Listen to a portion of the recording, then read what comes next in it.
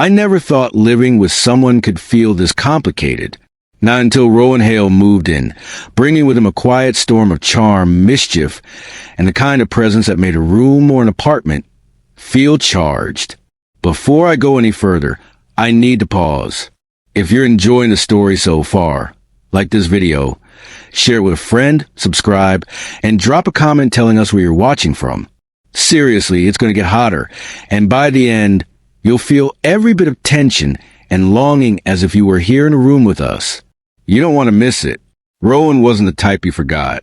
He had those rarely seen U.S. names that made people turn twice, soft but memorable, like the kind of name you whisper in the middle of the night when no one else was around. His hair was a dark copper that caught the sunlight in our tiny living room, and his eyes. God, his eyes were like storm clouds, dark, brooding, and promising trouble. Trouble in the best possible way. We were roommates at first. Simple, practical. Two guys thrown together by a quirky Craigslist post in a small college town in Vermont. The apartment was a cramped two-bedroom with creaky floors and peeling paint, but it became a shared world where we negotiated chores, groceries, and space. I thought I knew the limits. I thought the lines were clear. Then came the night that shifted everything. It started innocuously. Wine, cheap takeout, and a thunderstorm pounding against the window panes. Rowan poured 2 glasses and smiled, the kind of smile that made your stomach ache for no reason. To surviving another week, he said. To surviving, I echoed, clinking my glass against his. We laughed. The kind of laughter that settles deep in your chest, warm and disarming. And then, as the rain rattled against the windows, our conversation softened. Stories spilled out. Childhood embarrassments, fleeting romances, dreams no one else knew about. And somewhere between a confession about my awkward high school crush and him teasing me for overanalyzing every word I said, something shifted. I caught myself staring. Not just at him, but at him, the way the light hit his cheekbones, the subtle curve of his lips when he laughed. My pulse picked up, a rhythm I couldn't ignore. Rowan noticed, of course. He always notices. He leaned closer, a question in his stormy eyes. What? Nothing. I muttered, but my cheeks betrayed me. Nothing doesn't make your heart race like that, he said, voice low, teasing. Tell me the truth. I swallowed. The truth was dangerous. It was a confession that would make things complicated. I wasn't supposed to feel this way about my roommate. Yet there was a flutter, a heat, a longing I couldn't pretend wasn't real. I think, I'm noticing things. I admitted things I shouldn't. A slow, almost imperceptible smile curved his lips. Good, because I've noticed you too. The air shifted, heavy with something unspoken, and then he leaned in, just enough that I felt the brush of his lips near mine. My chest tightened, my thoughts scattered. You're playing with fire. I whispered. Maybe I like fire, he replied, brushing his hand against mine. The touch was accidental, or maybe it wasn't. But it sent a spark that made me shiver. Minutes stretched, our words sparse, hearts loud in the quiet of the storm. And then came the first kiss. Not reckless, not hurried, but deliberate, tender, testing the water. My hands were on his shoulders before I realized it, pressing, holding, needing. He kissed back, and that was a line crossed. We were roommates no longer. That one kiss, slow and exploratory, burned everything we'd known about boundaries to ash. We pulled back slightly, breathing hard, eyes locked. We shouldn't, I started. We are, he interrupted softly. And we are pretending we aren't. That was the moment. I knew it wouldn't be just once. It wouldn't be simple. But I also knew I didn't care. Rowan Hale had me. And for the first time in months or years, I wanted to stay caught in that fire. As the storm raged outside, I realized something else.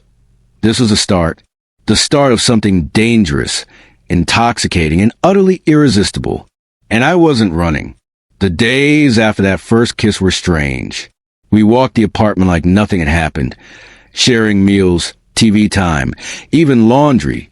But every glance, every brush of skin, carried an electric charge that neither of us dared acknowledge. Pretending we were just roommates was impossible, and yet we clung to it like a shield. Somewhere in the middle of that week, Rowan made me coffee in the mornings. He'd hum under his breath, leaning close so our shoulders touched. I could feel the warmth from his body, the scent of cedarwood soap clinging to his sleeves.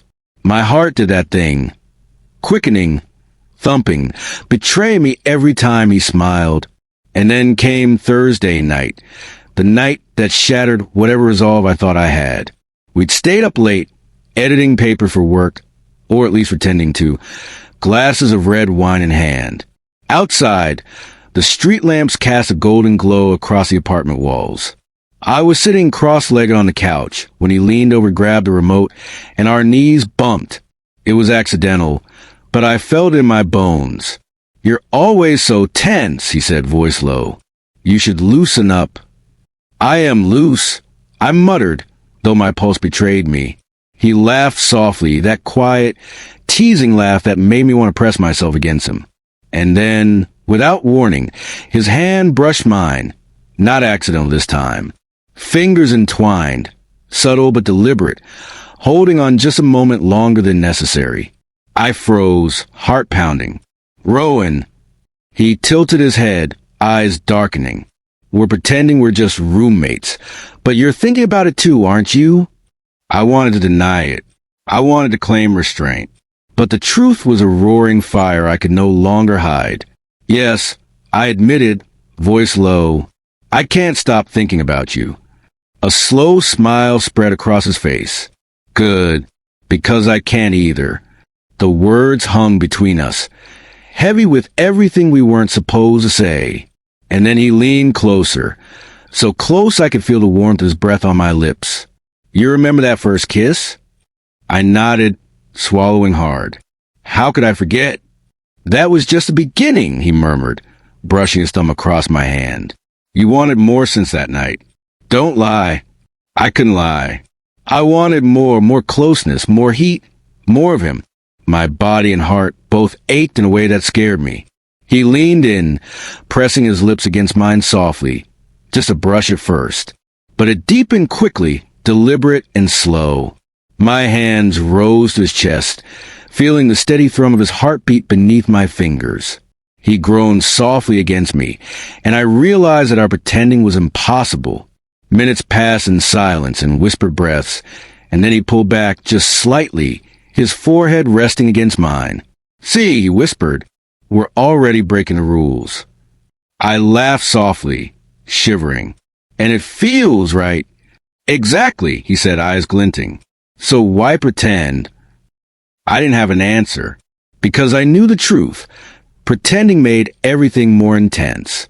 It made every touch, every glance, every accidental brush of skin feel like electricity crackling through the apartment. And it was addictive. That night, when we finally went to bed, the air between us was thick with anticipation. We lay on our respective sides of the mattress, pretending to read, pretending to sleep, yet neither of us really could. My fingers itched to touch him. His arm brushed mine almost by accident, and we both jumped at the contact. Finally, he whispered, "Come closer." I hesitated, then shifted, moving close enough that our bodies brushed. Heat spread through me instantly. He exhaled softly, pressing his shoulder against mine, and I felt an almost unbearable longing. "Pretend we're just roommates," I muttered. "Pretend," he repeated, voice rough. And then he kissed my temple, slow, deliberate, sending shivers down my spine. It wasn't reckless. It wasn't rushed. It was a slow, intoxicating exploration of what had been building for weeks. And as I pressed against him, felt his breath against my neck, I knew we had crossed a line neither of us could uncross. By the time we drifted into a restless sleep, I realized something terrifying and wonderful. I didn't want to go back. Pretending was sweet in its tension, but the reality, our closeness, the heat, the stolen touches, was irresistible. Rowan Hale wasn't just my roommate anymore. He was my obsession, my temptation, my quiet storm. And I was already lost. The next week was unbearable. Every time I caught Rowan laughing at something trivial or brushing past me in the kitchen, my body ached in ways I hadn't expected. Pretending we were just roommates was impossible. Every accidental touch, every lingering glance, was a spark I couldn't ignore. One evening, the apartment was quiet except for the soft hum of the heater. Rowan was on the couch, scrolling through his laptop, and I sat nearby pretending to read. But the air was heavy, thick with the unspoken. Finally, he closed his laptop and looked at me, that storm cloud gaze I'd come crave. "You're thinking about it," he said, voice low. "I can't help it," I admitted, swallowing hard. "Good," he murmured, "because I've been thinking about you nonstop." His hand brushed mine, not by accident this time, and the contact sent a shock through me. I shifted closer, letting our knees touch, our fingers entwine.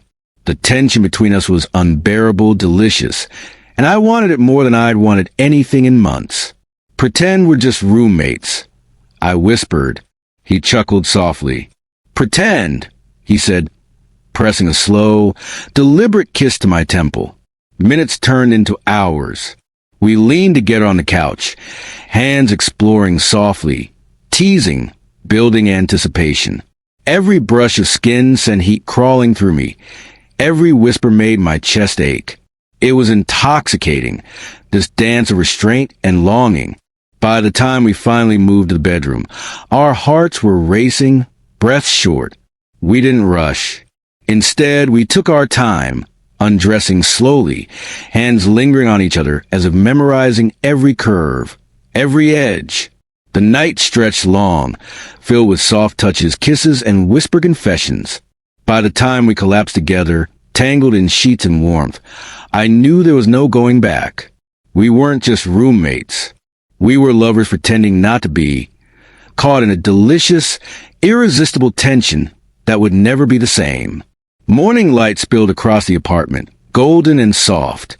Rowan was still asleep beside me, chest rising and falling in rhythm with mine.